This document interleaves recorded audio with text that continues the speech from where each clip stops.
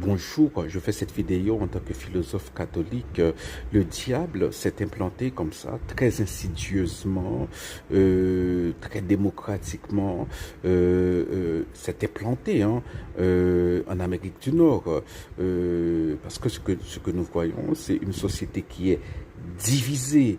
Il faut toujours se rappeler, le diable s'appelle le diable parce qu'il est le père de la discorde.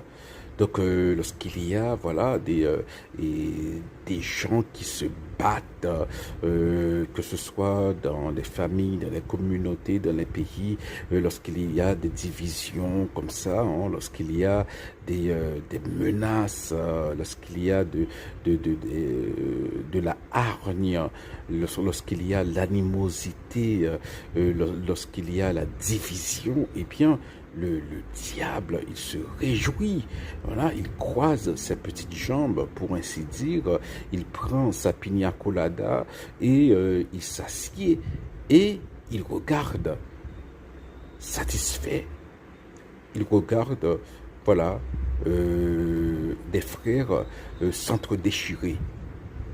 Et c'est ce qui se passe actuellement en Amérique du Nord. Et ce qui est ironique, c'est que c'est un pays qui est... l'Amérique, c'est un pays qui s'est toujours vanté d'être un pays chrétien. D'ailleurs, le président américain, il prête serment sur la Bible. Bon, euh, cela montre que voilà, que les gestes ne valent rien, ce sont les actes. D'ailleurs, Jésus le dit dans une des paraboles. Jésus dit, il donne une parabole que l'on cite trop peu souvent, c'est la parabole des deux frères. L'un des frères, alors il y a un père qui dit à l'un des frères d'aller au champ, et il dit, oui père, j'y vais, il n'y va pas. Et l'autre frère dit qu'il ne va pas, mais il y va quand même. Lequel fait la volonté du Père? Eh bien, c'est celui qui y va.